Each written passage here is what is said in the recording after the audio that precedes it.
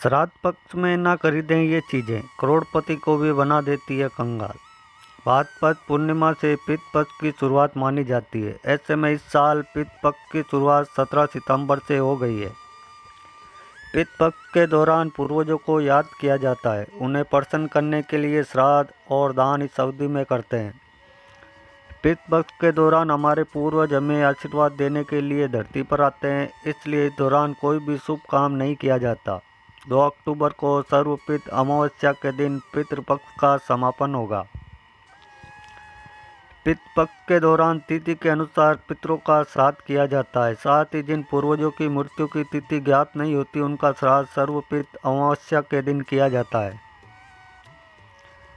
पितृपक्ष के दौरान हमें कुछ नियमों का पालन करने के लिए भी कहा जाता है, जैसे इस दौरान दाढ़ी बाल नहीं कटवाने चाहिए, बड़े बुजुर्गों से बहसबाजी भी नहीं करनी चाहिए। इसके साथ ही कुछ ऐसी वस्तुएं भी हैं जिनको खरीदना पितृपक्ष के दौरान अच्छा नहीं माना जाता है। ऐसा माना जाता है कि पितृपक्ष अपने पूर्वजों के प्रति सम्मान और कृतज्ञता दिखाने का समय है। इसे व्यक्तिगत आनंद या भौतिक लाभ का समय नहीं माना जाता है। हिंदू परंपराएं जीवन के महत्वपूर्ण निर्णय या खरीदारी करते समय मुहूर्त के महत्व पर जोर देती है। पितृपक्ष को बड़ी खरीदारी करने के लिए अशुभ अवधि के रूप में देखा जाता है, इसलिए इन चीज़ों को खरीदने से पितरों की नाराज़गी का सामना करना पड़ सकता है। तो दोस्तों, वीडियो में आगे बढ़ने से पहले मेरा आप सभी से अनुरोध है कि अगर आप भी चाहते हैं कि माता लक्ष्मी का आशीर्वाद आप लोगों पर सदा बना रहे, तो इस वीडियो को एक लाइक ज़रूर करें और साथ ही हमारे चैनल को सब्सक्राइब भी अवश्य कर लें और बेल नोटिफिकेशन अवश्य दबाएं ताकि हमारी यार आने वाली वीडियो का नोटिस सबसे पहले आपको मिले। तो आइए जानते हैं कि पितृपक्ष के दौरान कौन सी चीज़ें नहीं खरीदनी चाहिए। नंबर 1, सनातन धर्म में झाड़ू का संबंध माता लक्ष्मी से होता है। पितृपक्ष के दौरान झाड़ू खरीदने से भी आपको समस्याओं का सामना करना पड़ सकता है, खासकर आपकी आर्थिक स्थिति पर इसका विपरीत प्रभाव पड़ता है, इसलिए श्राद्ध के दौरान झाड़ू खरीदने की गलती ना करें। नंबर 2, पितृपक्ष के दौरान नमक खरीदना शुभ नहीं माना जाता है। यहाँ तक कि श्राद्ध के दौरान नमक न तो किसी से लेना चाहिए और न ही किसी को देना चाहिए, इसलिए श्राद्ध शुरू होने से पहले ही आपको नमक खरीद लेना चाहिए।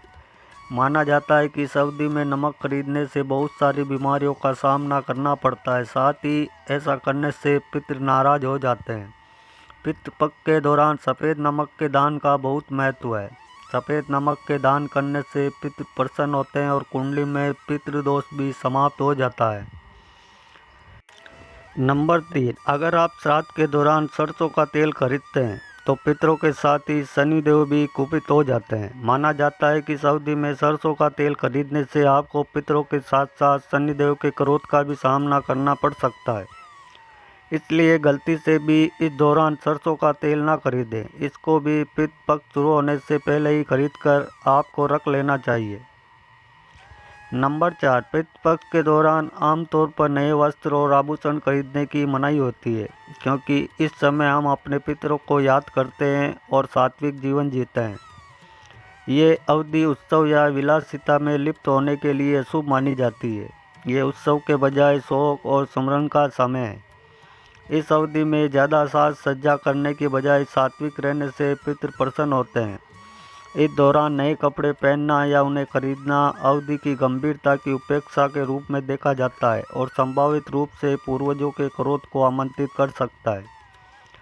नंबर 5, पितृपक्ष के 15-16 दिनों में आपको वाहन और भूमि खरीदने से भी बचना चाहिए।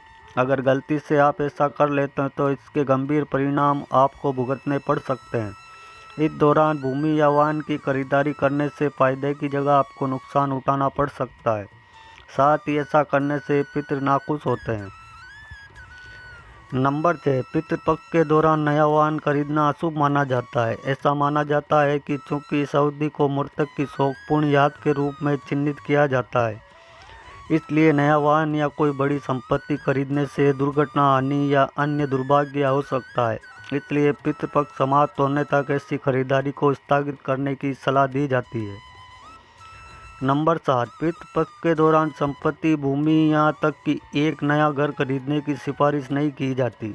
मान्यता है कि इस दौरान किया गया कोई भी नया अधिग्रहण नकारात्मक ऊर्जा से ग्रस्त हो सकता है या दुख ला सकता है। चूँकि पितृपक्ष पैतृक ऋण चुकाने और दिवंगत लोगों का सम्मान करने के लिए समर्पित है, इसलिए बड़े निवेश या संपत्ति से संबंधित निर्णय लेने से बचने की सलाह दी जाती है। नंबर 8, मोबाइल फ़ोन, लैपटॉप जैसे नए इलेक्ट्रॉनिक गैजेट या रेफ्रिजरेटर, टेलीविज़न जैसे घरेलू उपकरण खरीदने को भी हतोत्साहित किया जाता है। इसके पीछे का तर्क कपड़े या गहने न खरीदने के समान ही है।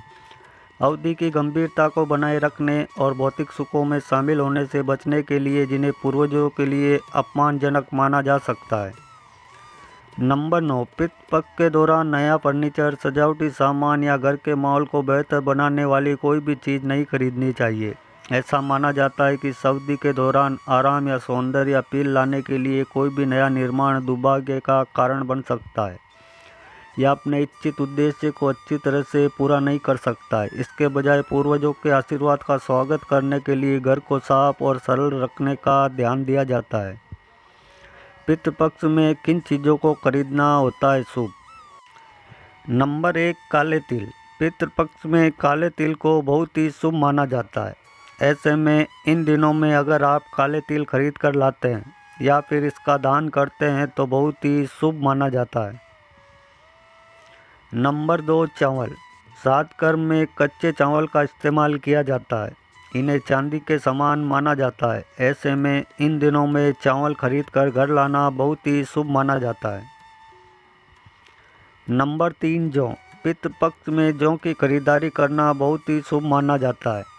धार्मिक दृष्टि से जौ को सोना माना जाता है। पितृपक्ष में इन्हें घर लाने से या दान करने से धन में वृद्धि होती है। नंबर 4, चमेली का तेल। शास्त्रों के मुताबिक अगर पितरों को चमेली का तेल अर्पित किया जाता है तो वह इससे तृप्त होते हैं। ऐसे में पितृपक्ष के दौरान चमेली के तेल को घर में लाना या दान करना बहुत ही शुभ माना जाता है। नंबर 5, नए कपड़े। पितृपक्ष में जहां खुद के लिए नए कपड़े खरीदने की मनाही होती है, वहीं पितरों के निमित्त के लिए इस दौरान नए कपड़ों को खरीदना शुभ माना जाता है, क्योंकि इससे पितर तृप्त होते हैं और आशीर्वाद देते हैं। लेकिन ध्यान रहे कि इस दौरान खरीदे गए कपड़ों ब्राह्मणों को ही दान दें, खुद इसका इस्तेमाल ना करें। नंबर 6, सफ़ेद फूल। पितरों को तर्पण देने में सफ़ेद फूल का इस्तेमाल करते हैं। सफ़ेद फूल पितरों को प्रिय है और वह शांति तथा सादगी का प्रतीक है। पितृपक्ष में आप पितरों को खुश करने और उनके आशीर्वाद के लिए सफ़ेद फूल खरीद सकते हैं। तो दोस्तों, वीडियो का उद्देश्य मात्र आपको बेहतर सलाह देना है। इस संदर्भ में हम किसी भी प्रकार का कोई दावा नहीं करते हैं। तो दोस्तों, आज की हमारी वीडियो आपको कैसी लगी हमें कमेंट करके ज़रूर बताएं।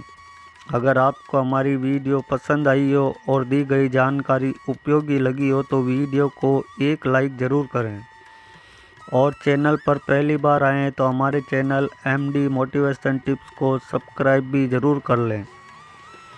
वीडियो के अंत तक बने रहने के लिए आपका धन्यवाद। आपका दिन शुभ हो।